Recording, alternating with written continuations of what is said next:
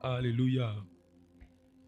Alors je vais prêcher un message très simple avant qu'on le prie. C'est la qualité de ta compréhension qui définit la vitesse de ta prière. Ça veut dire que c'est en fonction de comment tu comprends que tu pries.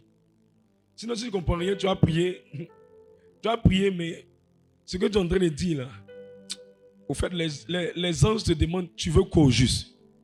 C'est comme quelqu'un qui vient devant vous, qui veut vous demander quelque chose, mais il tourne en rond. À la fin, tu vas lui dire, tu veux quoi au juste? Donc, quand vous avez la compréhension, votre orientation dans la prière devient facile. Alléluia. Et je veux t'aider au niveau de la compréhension pour que tu arrives à un autre niveau spirituellement. Amen, amen. Écoute-moi très bien. Chaque personne qui est née, sa vie est alignée aux prophéties de sa vie. Chaque personne qui existe, ce qu'il devient est aligné à la prophétie qu'il porte. Alors aide-moi à dire à ton voisin, il y a une prophétie sur ta destinée. Mais le mystère, c'est qu'il y a un timing à cette prophétie. C'est qu'il y a une saison à cette prophétie. C'est pourquoi certaines personnes sont en retard. Elles ne sont pas en retard par rapport à leur âge. Elles sont en retard par rapport à l'accomplissement de certaines prophéties qui devaient voir le jour depuis, mais qui ont été ajournées. Et je lève ma main en priant pour quelqu'un avant de commencer, que toute prophétie retardée, elle puisse s'accomplir dans le nom de Jésus-Christ. Écoute-moi bien, tu n'es pas venu au hasard sur la terre.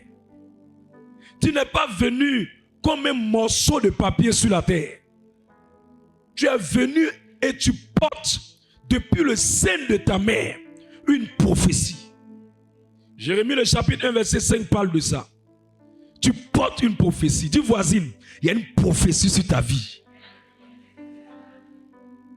On dira que ta vie a réussi lorsque tu es rentré dans l'accomplissement de cette prophétie. On dira que ta vie est un échec lorsque cette prophétie sur ta vie n'a pas été accomplie. Et je refuse ça pour toi dans le nom de Jésus. Je refuse ça sur toi dans le nom de Jésus. Let's go. Je lis la parole de Dieu. Jérémie 1, le verset 5. Avant que je t'eusse formé dans le ventre de ta mère. Avant que même tu sois formé dans le ventre de ta mère. Et avant que tu fusses sorti de son sein. Avant même que tu sois sorti de son sein. Je t'avais consacré. Je t'avais consacré. Je t'avais établi prophète des nations. Je t'avais établi prophète des nations. Donc, à quel moment il est devenu prophète? À quel moment il était consacré? C'est avant même qu'il soit formé dans le ventre de sa mère. Et avant même qu'il naisse, il y avait quelque chose qui était sur sa tête. C'est ce qui me permet de dire à quelqu'un, ta maman t'a amené à l'existence. Mais c'est la prophétie qui a mené ta maman à t'amener à l'existence. Même si elle voulait qu'il n'y avait aucune prophétie sur toi, tu n'allais pas arriver. Parce que Dieu n'amène pas les gens pour augmenter la population. Dieu amène les gens pour réaliser un mandat. Dieu amène les gens pour réaliser un plan. Dieu amène les gens pour réaliser quelque chose. Alors dis à ta voisine, tu n'es pas une femme de plus. Dis à ton voisin, tu n'es pas un homme de plus. Tu es là pour un but. Oh yes.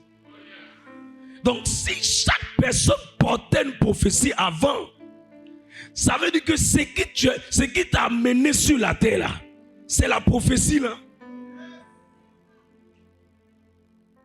Et cela me permet de dire à quelqu'un, même la venue de Jésus a été prophétisée par Isaïe.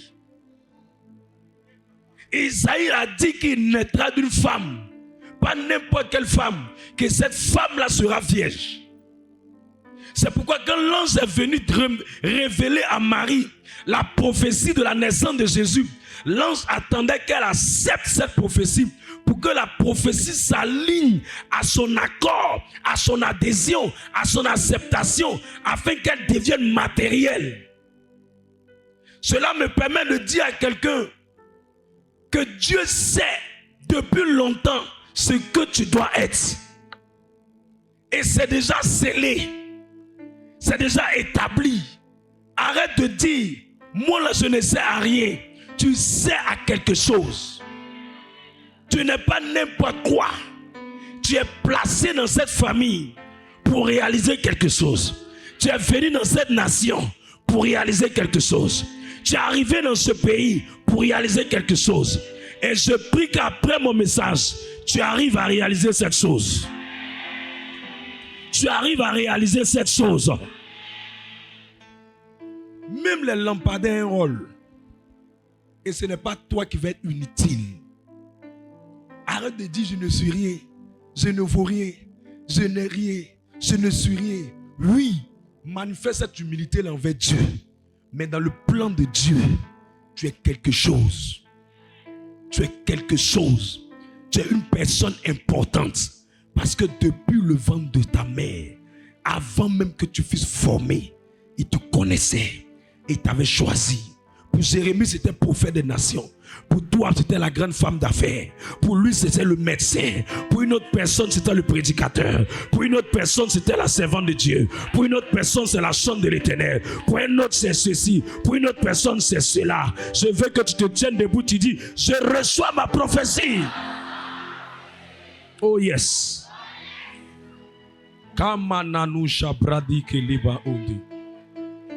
Écoutez-moi bien. Habakkuk le chapitre 2, verset 1 à 2.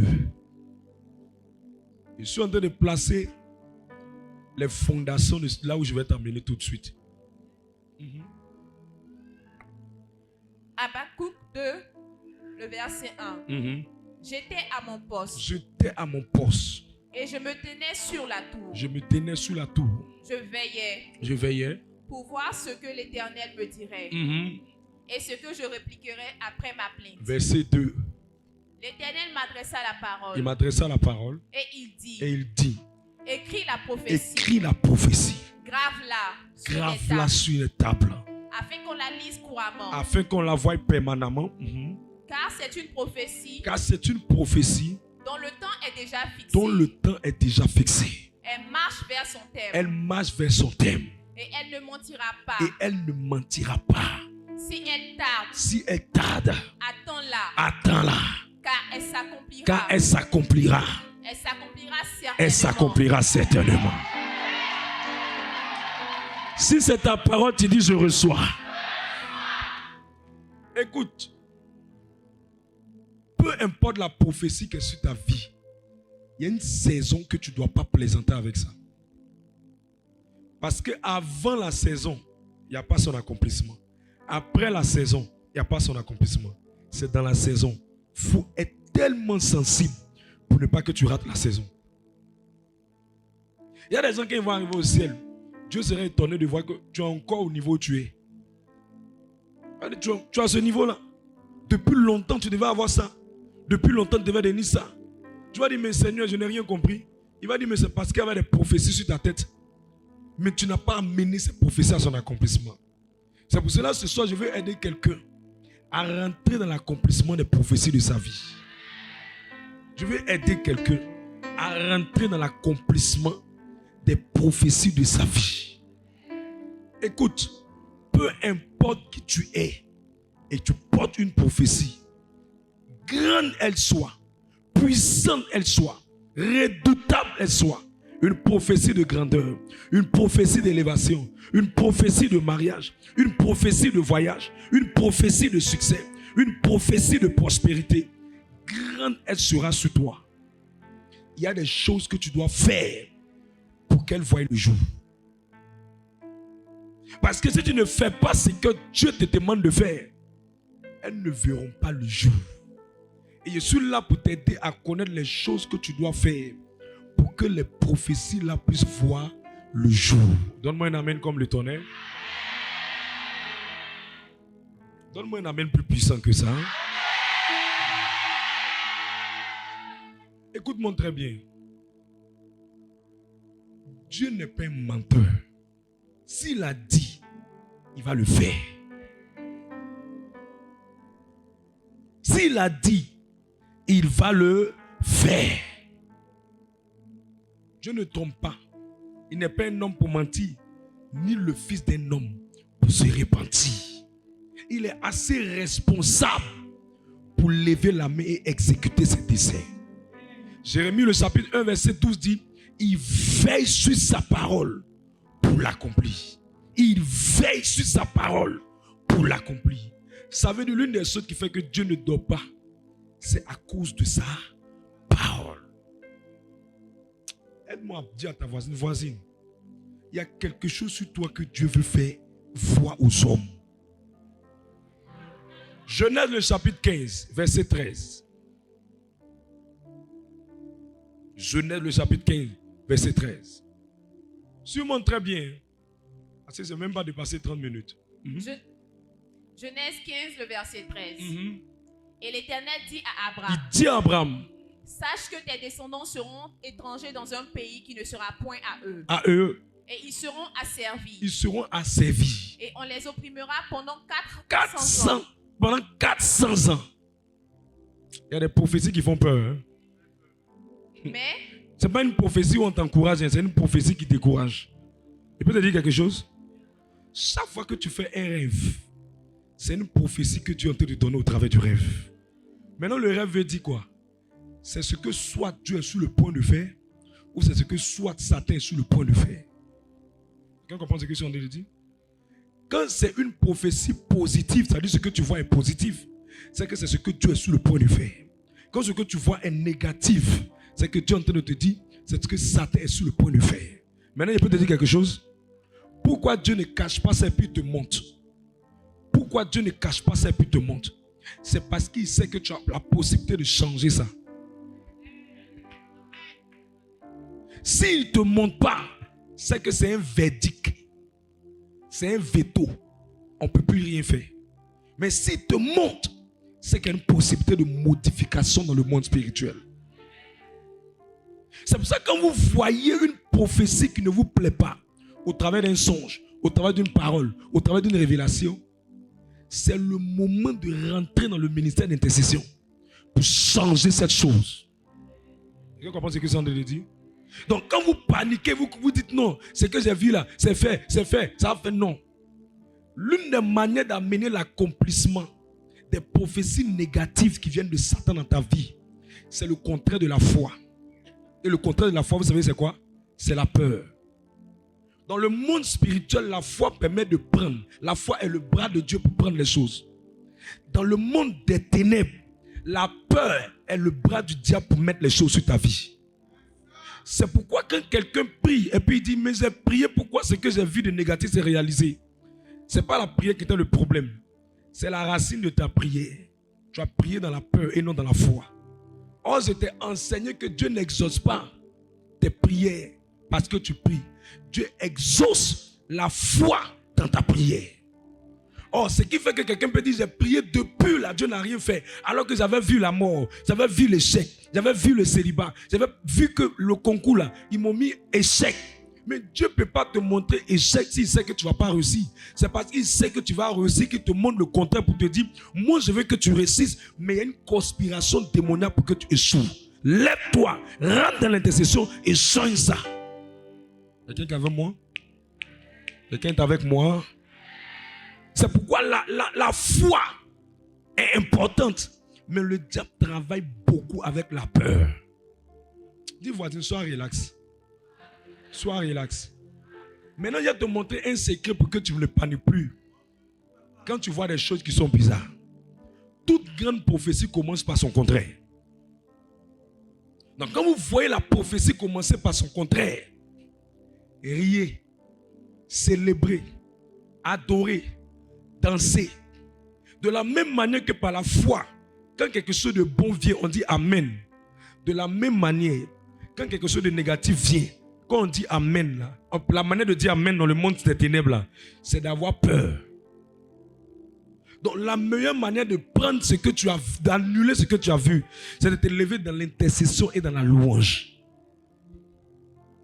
Parce que peu importe ce que Dieu dit de grand sur toi, ça va commencer d'abord par le contraire. Prophétie de mariage, ça commence par quoi? Le célibat. Prophétie de prospérité, ça commence par quoi? Prophétie de voyage, ça commence par quoi? Chacun dit pour lui. Il y a d'autres qui disent marcher, baboter, se promener. Mais l'essentiel, tu as senti que tu n'es pas encore monté dans l'avion. Amen, amen. Elle commence par son contraire. Maintenant, lisons le texte pour que je vous mette à jour sur le texte. Allons-y. Genèse 15, 13, là, qu'on a vu. Il nous donne une prophétie qui dit qu'ils vont souffrir. Ils seront maltraités pendant 400 ans. Moi, je n'aime pas les prophéties négatives. Hein? Tu me rencontres dans la rue, tu me dis que je suis négatif. Je dis toi-même, toi-même. Je dis toi-même aussi. Toi-même. Amen. Allons-y. Genèse 15, le verset 13. Et l'Éternel dit à Abraham. Il dit à Abraham. Sache que tes descendants seront étrangers dans un pays qui ne sera point à eux. Et ils seront asservis. Et on les opprimera pendant 400 ans. Même pas 3 ans. 400. Ça va précis, hein? Verset 14. Mais, c'est la partie de mais là qui me plaît. Je jugerai la nation à laquelle ils seront asservis. Je jugerai cette nation-là. Et ils sortiront ensuite avec de grandes richesses. Toi, tu iras en paix vers tes pères. Tu seras enterré après une heureuse vieillesse. Parole du Seigneur notre Dieu. Maintenant, comment cette prophétie, elle a commencé par quoi? Par le contraire. Et puis elle est devenue quelque chose de positif. Nous allons voir maintenant Exode le chapitre 3. Comment la prophétie là va commencer? En prenant Exode le chapitre 3, on va aller rapidement vers le verset 8 directement. Pour ne pas trop perdre le temps. Allons-y. Exode 3, le verset 8. Je suis descendu pour te délivrer de la main Je suis venu pour te délivrer de la main des Égyptiens. Et pour le faire monter de ce pays dans un bon et vaste C'est l'accomplissement de la prophétie qu'il avait donnée à Abraham là, qui a commencé comme ça. La nation à laquelle ils étaient asservis était qui? C'était le peuple d'Égypte, qui avait asservi, qui avait mis le peuple d'Israël dans la servitude. Et il vient maintenant pour dire au peuple, je vais te délivrer de la main des Égyptiens, pour te faire monter dans le pays où je vais t'amener depuis là.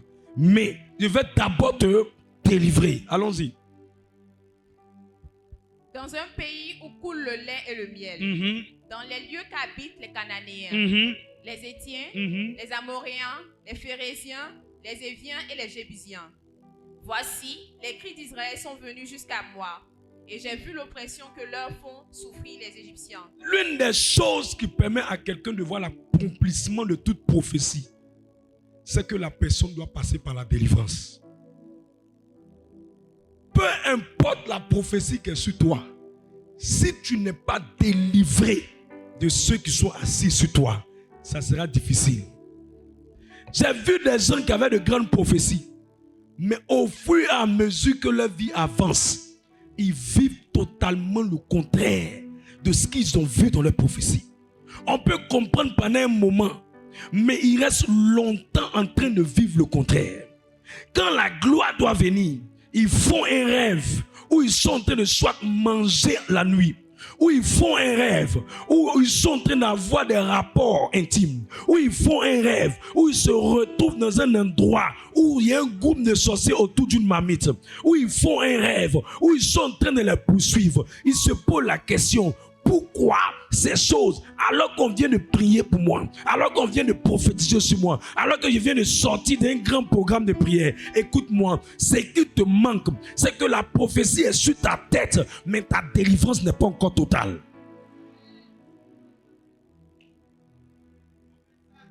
Il n'y a pas de prophétie qui s'accomplit sans délivrance.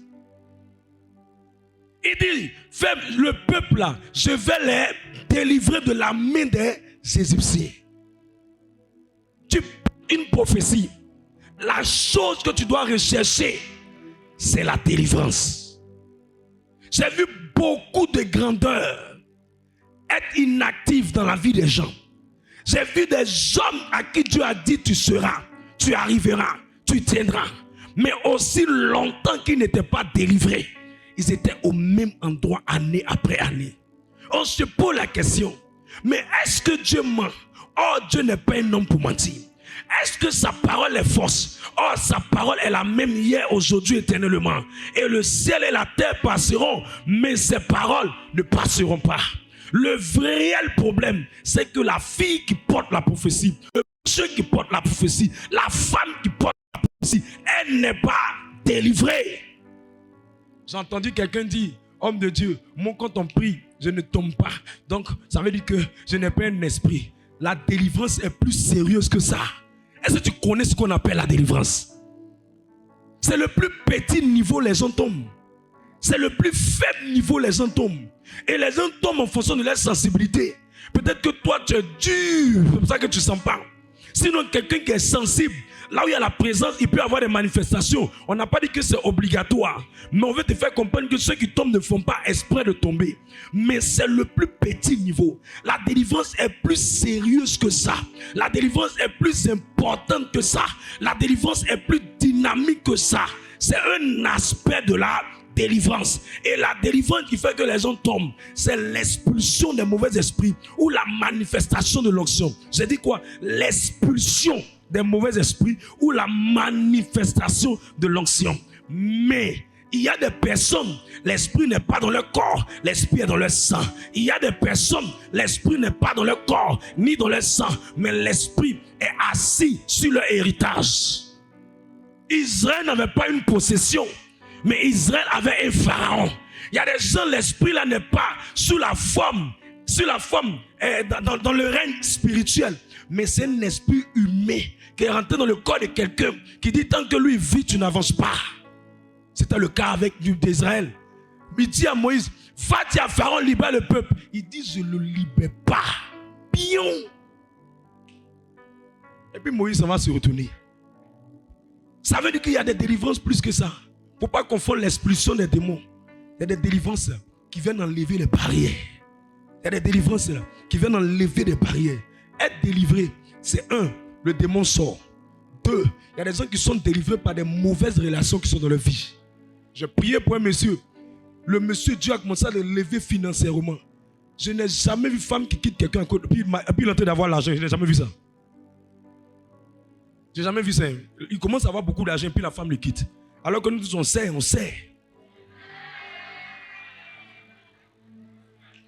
Le gars est en train d'avoir beaucoup d'argent et puis la fille le quitte. Mais ce n'était pas ça. On sait tous que là où il y a l'argent, il y a femme. Mais là, on a vu que malgré sa prospérité, la femme était en train de partir. C'est parce que l'esprit qui était en train de quitter sa vie, la femme aussi était aussi organisée dans le plan de détruire sa vie. Donc quand la prospérité est rentrée, elle l'a quitté. Il y a des délivrances humaines où des amitiés te quittent, où des personnes qui sont proches de toi te quittent. Il y a des délivrances où des parents te quittent. Tu ne comprends pas. Mais c'est la délivrance. Allez demander à Abraham. Lot l'a quitté. C'était sa délivrance. Ce n'est pas le niveau de démon qui tombe. Ce n'est pas le niveau d'esprit qui sort. C'est le plus petit niveau. J'ai vu des délivrances où le propriétaire de maison a chassé quelqu'un et il a fini par devenir propriétaire de sa propre maison. Tu connais la délivrance? Dis voisin, il faut te calmer, pardon. Délivrance. Délivrance, il y a le niveau. Il ne faut pas confondre les démons qui sortent. Il y a beaucoup de types de délivrance. Il y a beaucoup de types de délivrance. Il y a des amitiés qu'on doit délivrer. Il y a des habitations à délivrer. Il y a des gens, même le démon même de ton travail que tu fais là, Satan a pris ça pour bloquer ta vie. Tu n'as même pas le temps pour toi-même ta propre vie. Les gens pensent que quand on dit délivrance, le but ou la finalité de la délivrance, c'est de te rendre libre. Donc tout ce qui va faire que tu n'es pas libre, c'est quelque chose qu'on peut chasser. Et tout ce qu'on peut chasser, tout ce qu'on doit éloigner de toi, c'est une forme de délivrance. Tu peux aller avec quelqu'un. Alors dis à ton voisin, tomber là, c'est le plus petit niveau. Il faut rester calme. Souvent même les vrais possédés même ne tombent pas.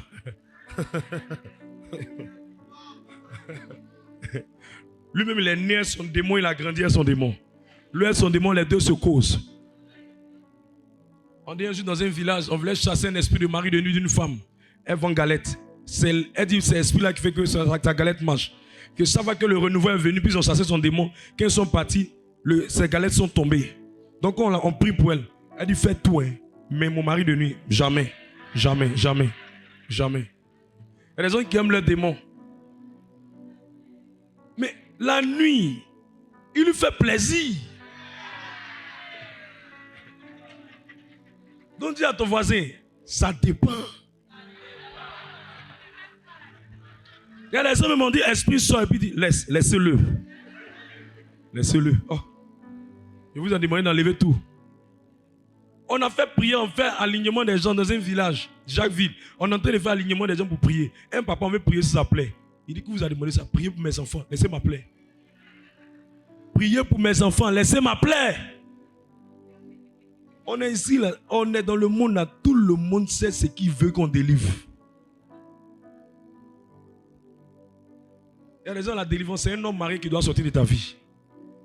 Mais on peut prier, puis tu as dans ton cœur là-bas, Dieu, protège-le, protège-le, protège-le, protège-le. Elle le bloque. Qui va laisser ça la partie? Donc, dis voisin, la délivrance, c'est plus élevé que ce que tu vois. C'est plus élevé, c'est plus sérieux que ce que tu vois. Ce que nous on voit, on appelle ça les manifestations. Sinon, il y a un niveau plus élevé que ça. Mais je vois Dieu accorder une grande délivrance à quelqu'un. Accorder une grande délivrance à quelqu'un. Frère, quand il y a nécessité de délivrance dans la vie de quelqu'un, il va porter une grande prophétie. Mais il ne voit rien, il ne voit rien. On lui dit mariage, il va se marier. C'est gourmet, il voit. On dit les grandes portes s'ouvrent, c'est maintenant ça se ferme. On dit tout va avancer, c'est maintenant il est bloqué. On dit non, il va réussir, c'est maintenant il se retrouve au village. Quand tu vois ça, c'est le signe qu'il y a une nécessité de délivrance. Ne tombe pas, ça reste tranquille. Il y a d'autres choses à gérer plus que ça. Je parle à quelqu'un. Donne-moi un amen, j'ai parlé. Peu importe ce que tu transportes comme prophétie, quand il y a une nécessité de délivrance, l'homme fort est assis sur tes pieds et la prophétie la tourne sur toi. Et ce qui est énervant, c'est que homme de Dieu a dit, homme de Dieu vient te dire, tu vas devenir ça. Homme de Dieu 3 vient te dire, tu vas devenir ça. Homme de Dieu 4 vient te dire, tu vas devenir ça. Homme de Dieu 5 vient te dire, tu vas devenir ça. Tu dis, mais tout le monde m'a dit, tout le monde m'a dit, tout le monde m'a dit, tout le monde m'a dit. Les hommes de Dieu ont passé, repassé pour me dire, mais je ne vois rien. Ma soeur, ce dont tu as besoin, c'est la délivrance. Israël devait rentrer où? Sa destination c'est où? Le pays où il y a le lait, où il y a le miel. Mais aussi longtemps que Pharaon était assis sur eux, il ne pouvait même pas voir lait, il ne pouvait même pas goûter miel. Ah, que la délivrance de quelqu'un sorte.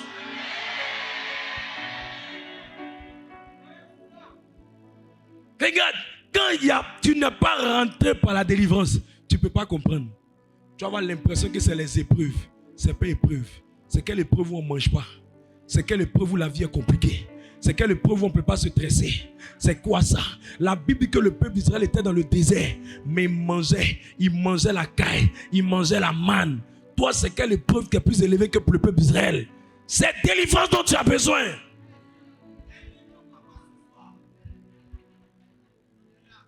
Il te faut la délivrance. J'ai vu une dame, elle avait un bien. On lui a laissé le bien. Son frère est parti en Europe, il lui a laissé un grand immeuble en zone 3. Un grand immeuble. Elle a fait tout ce qu'elle pouvait faire comme prière que nous maîtrisons tous dans l'église catholique. Elle a fait ce qu'elle pouvait faire. Elle ne comprenait pas. Ça ne bouge pas.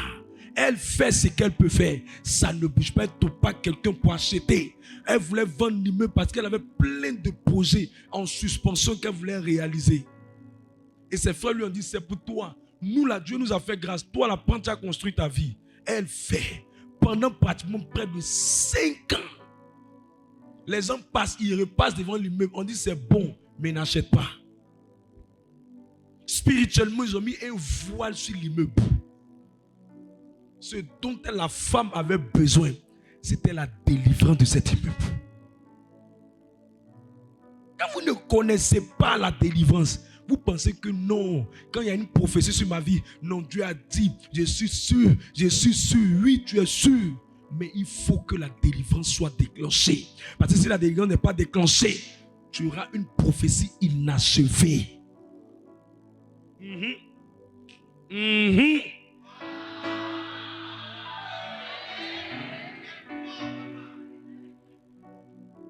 Comment il peut avoir une prophétie qui dit celle-là, elle va se marier. Lui là, elle voit ça en rêve. En rêve même, elle se voit en train de se marier. Mais elle ne comprend pas. Elle ne comprend pas. La délivrance, c'est une nécessité de délivrance. C'est une urgence de délivrance. C'est un appel à la délivrance.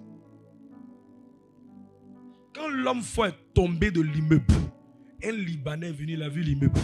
Il lui a donné pratiquement des milliards pour prendre l'immeuble de la femme. Aujourd'hui, on ne peut plus attraper cette femme. À cause de quoi? La délivrance. 1 Timothée 1, verset 18.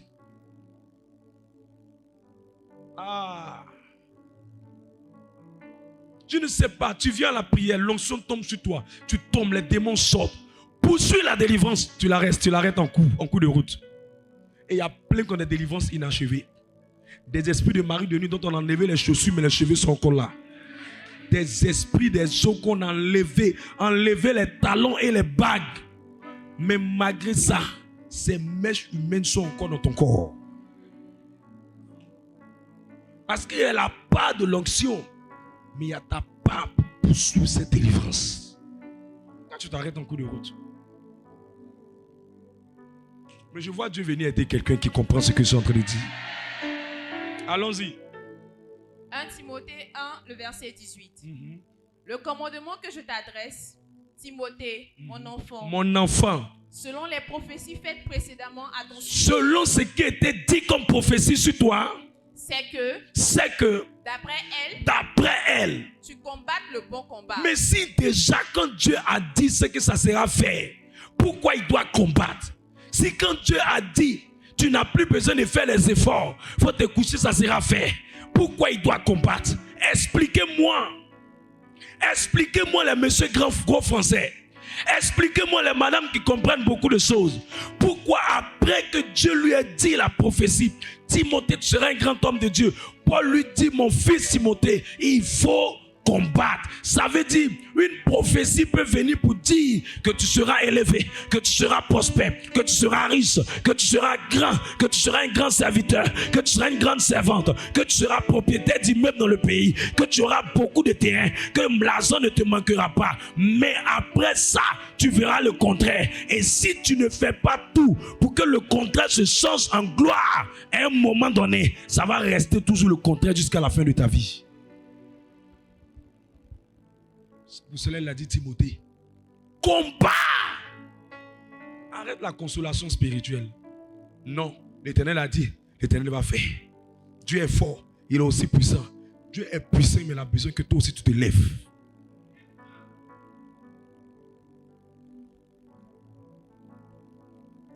Dieu ne crée rien.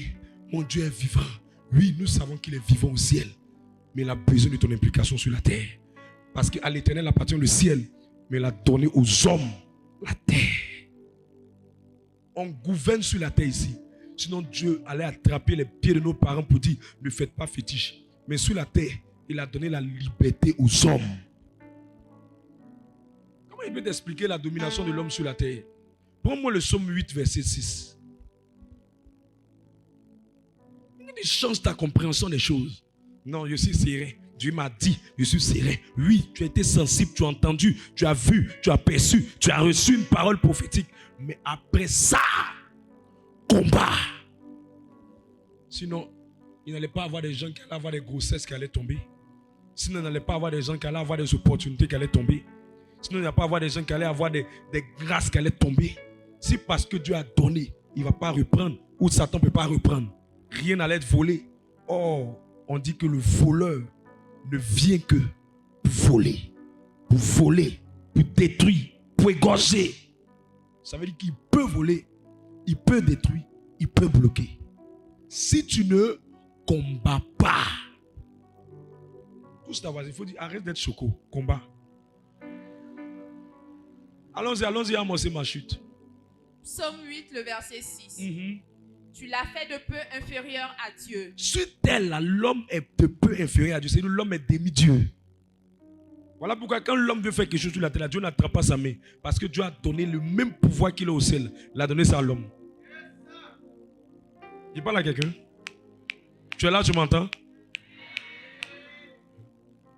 Quelqu'un m'a dit, Dieu voit les sorciers puis les laisse. Il faut t'asseoir. Que comment Dieu peut voir les sorciers puis va nous... Sur la terre, là, on a tous la dimension de domination. Parce qu'il nous a donné la terre comme des locataires. Il est le propriétaire de la terre, mais nous on est en location sur la terre. Jusqu'au jour où on va quitter la terre. Maintenant, il va te poser la question. Ta maison que tu as prise là, depuis que tu as eu le contrat de ton propriétaire, il s'élève venir entrer dans ta maison sans ta permission. Maintenant, pourquoi tu veux que Dieu descende sans ta permission?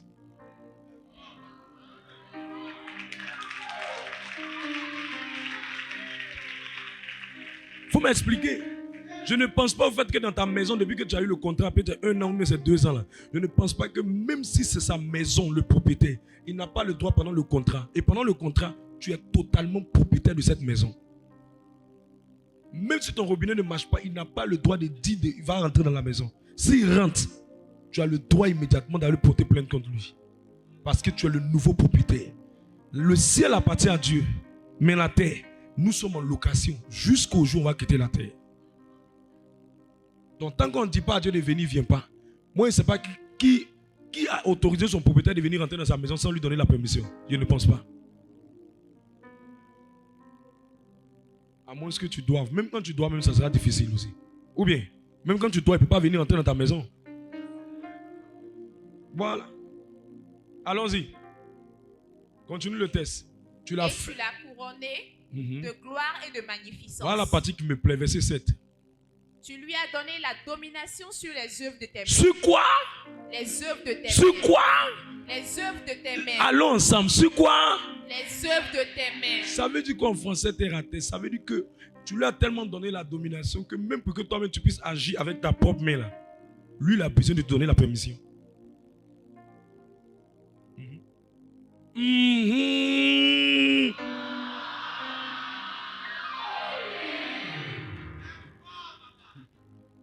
Continue le test. Tu lui as donné. Tu as tout mis sous ses pieds. Les brebis comme les C'est bon. Tout mis sous ses pieds. Écoutez, il faut te lever pour régler cette affaire de combat spirituel là. Il faut te lever pour traiter cette affaire de délivrance là. Et au fur et à mesure que tu avances, demande au Seigneur, je suis à quelle étape? Est-ce que je suis totalement libre? Beaucoup de gens pensent être libres mais ils ne sont pas libres. Regarde, le domaine de ta vie où il y a beaucoup de combats, c'est le domaine dans lequel tu n'es pas libre. Il y a des gens qui sont libres financièrement mais ils ne sont pas libres sentimentalement. Il y a des gens qui sont libres sentimentalement mais ils ne sont pas libres financièrement. Il y a des gens qui ne sont pas libres professionnellement mais ils sont libres sentimentalement. Le domaine de ta vie où tu ne sens pas un épanouissement en abondance, c'est le domaine dans lequel tu n'es pas libre. Tu penses que la délivrance c'est juste tu es venu, tu es tombé. Arrête ça, hein. Arrête ça. Cherche la véritable délivrance. Dis voisine, cherchons la véritable délivrance. Même Jean 8,36 dit que si Christ vous a affranchi, vous serez réellement. Donc si on dit réellement, ça veut dire qu'il peut y avoir des délivrances partielles, qui ne sont pas totales. Alors regarde ta voisine, il faut dire ce que ton affaire de délivrance, là, tu penses que c'est total. Mais je prie que la victoire soit sur la tête de quelqu'un. Celui qui se lève me dit victoire, c'est pour lui que ça prend. Dis encore victoire. Dis délivrance 3 fois.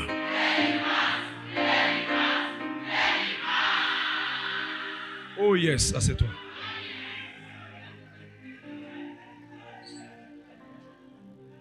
Est-ce que je peux te dire quelque chose?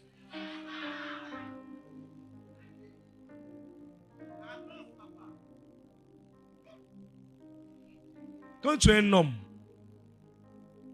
fais attention. Ce n'est pas avec toutes les femmes en couche.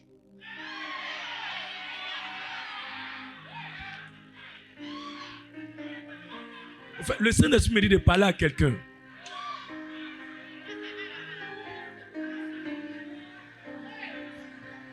Parce que quelqu'un qui n'est pas totalement libre va mettre ta vie dans la même servitude dans laquelle elle se trouve. C'est pourquoi à un moment donné, je me suis rendu compte en regardant la délivrance, en étudiant le ministère de la délivrance, que Dieu ne vous donne pas toujours totalement ce que vous voulez, mais Dieu vous donne ce que vous pouvez gérer. Parce qu'il y a des personnes qui ne sont pas totalement libres, qui peuvent amener votre vie dans des années de combat. Des années de combat. Des années de combat. Au moins tu vas bien voir les noms, tu as eu ça.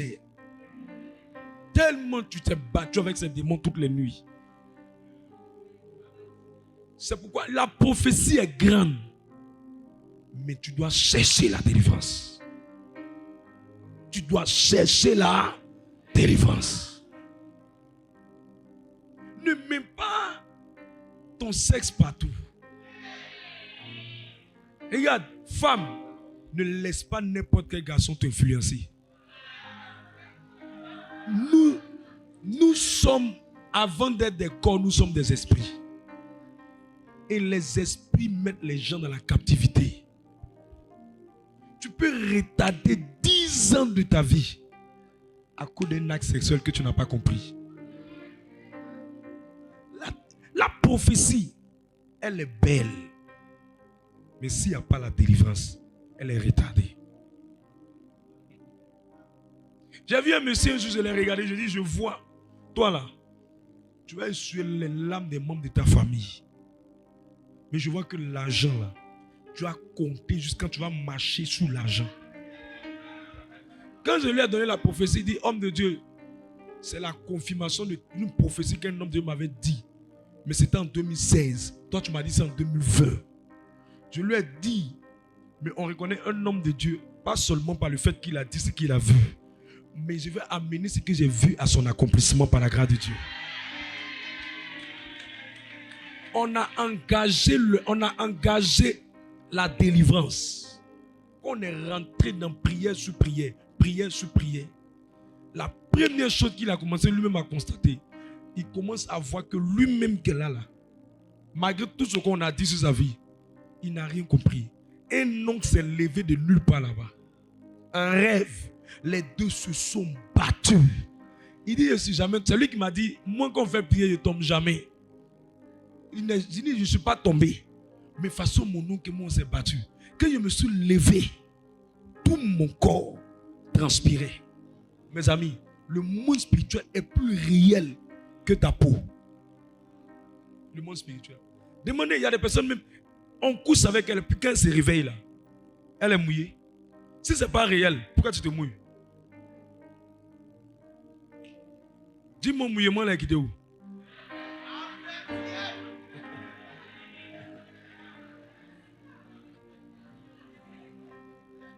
Mais je dis, cette saison, nous entrons dans la délivrance et dans le combat spirituel. 1 Timothée 6,12. On a fait prière sur prière. Prière sur prière, prière sur prière. Un de ses amis dit, je ne sais pas pourquoi. Il dit, quand je veux t'appeler là, quelque chose me retient. Mais quand on a engagé les temps de prière de délivrance, et que je lui ai demandé, tu es né quand? Il m'a dit, je suis né tel jour. Et puis il dit, on va commencer à jeûner le jour où tu es né là. Et on est rentré dans le jour de sa naissance. Et on a commencé à faire les jeûnes ce jour-là. On se voit, on prie, on se voit, on prie, on se voit, on prie. Quand la porte s'est ouverte, son ami dit, 2 semaines là, Christ me dit de t'appeler. Christ me dit de t'appeler. Christ me dit de t'appeler. Et quand je t'ai appelé, Dieu m'a dit que c'est toi qui peux m'aider. Moi, je fais venir des véhicules en Côte d'Ivoire. Ford, Aval. Je fais venir ces véhicules en Côte d'Ivoire. C'est avec toi que je vais traiter cette affaire-là. Le monsieur lui dit quoi? Il dit, montre tout ce que je veux au Canada là-bas. Je veux seulement 10 millions que tu m'envoies par voiture.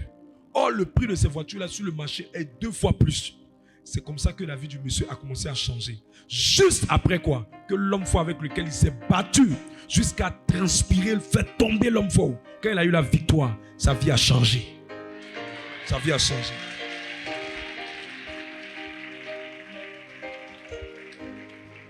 Et comme c'est un chrétien qui est converti, ce qui m'a permis de savoir que sa vie a changé, c'est qu'il venait avec des offrandes pour t'aider.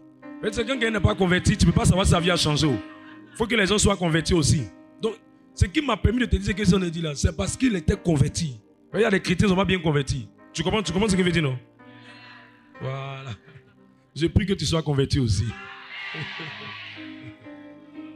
Et ça a commencé à monter comme ça, monter. On ne peut plus l'attraper. Je lève ma main. Que la délivrance de quelqu'un commence cette nuit. Lis le texte, le dernier texte avec lequel on arrête. 1 Timothée, le verset 6. 1 Timothée, le verset 6. 1 Timothée, chapitre 6, verset 12. 1 Timothée, chapitre 6, verset 12. Combat le bon combat de la foi. Combat le bon combat de la foi. Saisis la vie éternelle. Ça veut dire que si tu as reçu le combat, tu vas saisir la vie éternelle. Or, dans la vie éternelle, c'est quoi? Il y a le ciel, il y a la terre, il y a le bonheur, il y a la voiture, il y a la maison, il y a le travail. En d'autres mots, c'est la qualité de ta délivrance qui détermine la qualité de ce que tu reçois. Tu sais pourquoi tu ne reçois rien? C'est vrai que tu n'es pas bien délivré. Et continue le texte. À laquelle tu as été appelé. Tu as été appelé. Et pour laquelle tu as fait une belle confession en présence d'un grand nombre de témoins. Parole du Seigneur notre Dieu. Comment on engage la délivrance? Rendez-vous un peu pour le dimanche ici à la porte de l'exaucement. Je vais expliquer dans les profondeurs.